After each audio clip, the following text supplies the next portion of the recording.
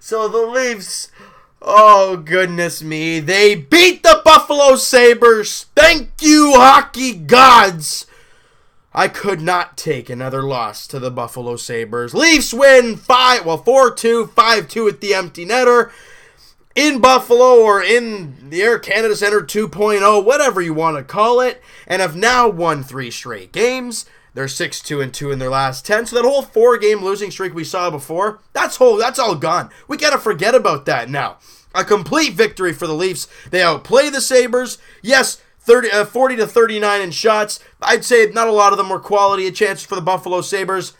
Curtis McElhinney in goal. After playing yesterday for half the game, he gets the start today. 2 goals on 40 shots. He was stellar once again. What else can we say about the Big Mac? He's been terrific. But it was the goal scoring in this game. Now, going into the last game, James Van Riemsdyk, there's been lots of talks about him hitting free agency and the big money he's going to get. Then in the last game, yesterday, he throws up a hat trick. And we're like, okay, well, I love it, but holy smokes, it's going to be a lot of money to pay him. Today, from an awful angle, like an abysmal angle, 3:39 into the period, it finds a way past Robin Lehner. Morgan Rielly, Connor Brown grab assists. 30th goal of the season for James Van Riemsdyk. Leafs up 1-0 early. Okay, we did not see this in the last game. The bounces were going the other way. 3 minutes after that, JVR, top of the circles, like in the slot. I'd say top of the slot. He just rips it off the bar and in past Robin Lehner. Holy smokes. JVR in 4.5 periods has 5 goals. His second of the game. Can he do a hat trick in back-to-back games? Well, he doesn't, but, spoilers, 31 goals on the year for JVR. Polak, Jake Gardiner grab assists. Leafs up 2-0. We're not even 7 minutes into the game. This is more like it. This is what we expected against Buffalo. I like it. And then late in the period, they get a power play, just over 5 minutes left in the period. Bouncing puck, McElhinney tries to poke it. He pokes it right to Wilson, who does I don't know if it was a no-look pass or if it was just a nifty little pass to Sam Reinhart, who Morgan Rielly was not really on hard enough, and he pots it in the empty net. No way McElhinney's saving that shot, and it's a 2-1 game after 1. But it's okay, we still have the lead.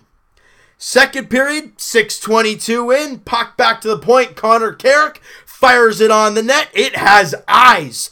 Great job by William Nylander, screening in front of the net, kind of jumps, didn't know if it hit his stick or not, does not, it goes clean through and into the back of net past Robin Lehner. You can see by his reaction, he either didn't see it or he just whiffed on it.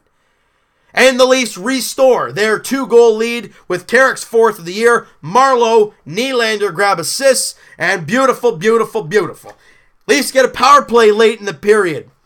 The thing I love about Mitch Marner, guys, now I've talked trash about, no, I haven't talked trash early in the year about him, but we all talked about how he was too pass happy. We've talked that, and obviously he's been shooting the puck a lot more as of late, and clearly it showed because his goal totals have risen like crazy. I'm trying to find him here. He has 19 goals now, and I didn't even know if he was going to get 15 at the pace he was at, but he started shooting the puck more. He's got a great release. Same with Nylander. They both have great shots. They just got to use them a bit more instead of being pass happy. But the thing I love about Mitch Marner, when he passes the puck, almost all the time, it's gorgeous. And you never, and the thing I love about Mitch on the power play, you know how he does the slap pass to JVR. He's got a great shot. His vision is terrific. So we saw in the last game against Dallas, the JVR goal to tie the game late in the game. You saw the Patrick Marleau goal to tie it late in the game. They were slap passes. In this game, Mitch Marner looks like he's winding up, but it's really just a hard pass to JVR, right standing in front of the goalie, gets the puck, shovels it to Bozak, who's wide open, buries it in the empty net, and that is just beautiful. It's really hard to read a guy when he's winding up for a shot. Is he going to shoot it? Well, there's a good chance, but he can also slap pass it for the tip. He can also slap pass it for a quick pass and a backdoor feed like we saw there. Mitch Marner's creativity, I never want him to lose it. That's what makes him so special. I love what he's done for this team. Leafs up 4-1 there. And Jason Pominville on the power play late in the second period makes it a 4-2 game. We head into the third period, and you never know what you're going to see, right? You just give up a late second period goal. What's going to happen in the third? Well, the Leafs shut the door. McElhinney does his thing, makes all 10 saves in the third period. Leafs get the job done. Patty Marleau with the empty netter that we've gotten used to from him as of late. So technically 23 goals, but I mean, I'd say about, 4 of them have been empty netters, but I don't care. They're goals. That's what matters. Leafs win 5-2. I'm proud of these guys because you just played a ridiculously hard game against Dallas. I understand Buffalo is Buffalo, but they're still an NHL hockey club. You saw a little while ago what Arizona did to Chicago. I think they beat up like 7-2 or something like that. You saw Buffalo beat the Leafs. I think it was 5-2 a couple of weeks ago. You never know what you're going to get. But the Leafs on a back-to-back, they're like, all right, we are not even going to let this game get out of hand. They pounce on the Sabres early, and Buffalo just can't come back from it. They run into McElhinney, who has been stellar, and the Leafs just keep piling on the shots, piling on the goals. You know, you look at the first period, 18-11 in shots. That's where the Leafs did a lot of their damage. Second period, look, it doesn't take a lot of shots to win games, but it's the quality of chances that occurs. And the Leafs get the great quality of chances, and they get the victory. You outshoot it. See, this is why this team played so well today. You talk about in the third period. Look in the third period against Dallas. The Leafs were desperate. They needed 2 goals, and you saw how the Leafs outshot the Stars like crazy. Well, Buffalo, down 2 goals in this game. They need to start putting on the pressure. But the Leafs outshoot the Sabres 13-10 in the third period. Now, scary news though. Leo Komarov leaves the game after colliding with William Nylander. A little scary. Limps off. I mean, I actually don't even remember if he came back in the game. I don't think he came back. If he did, let me know in the comments because I was probably totally oblivious to that fact because just the Leafs were playing so well.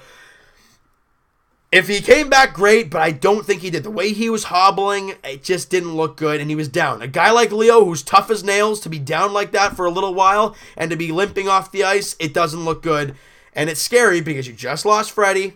Matthews has been out. He's getting there. It looks like maybe next week, maybe the week after, but there's no rush.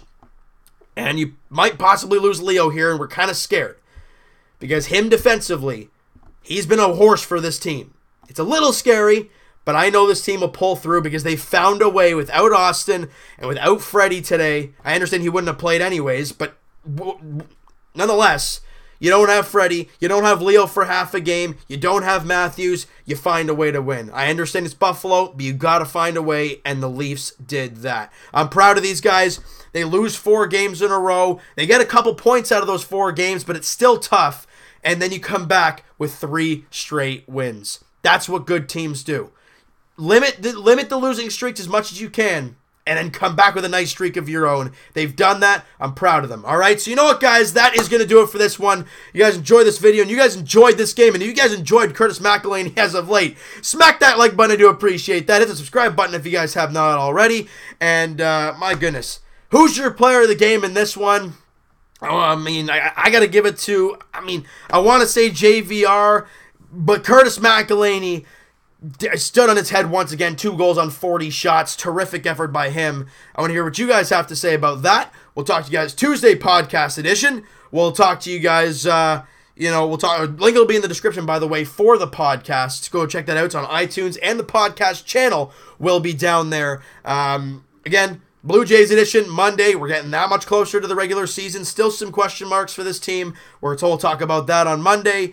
And we'll talk to you guys Raptors edition. That'll be tomorrow as they're back at the Air Canada Centre after the 3-game road trip and 10-game win streak to take on the lonely Dallas Mavericks. But this cannot be a trap game. They got to come out firing, all right? They look for their franchise record 11th straight victory. And as for the Buds, their next game is Saturday night at the Air Canada Centre against les Montreal Canadiens. Oh, baby, here we go. We have not played the Habs at the Air Canada Centre this season. This will be the first time.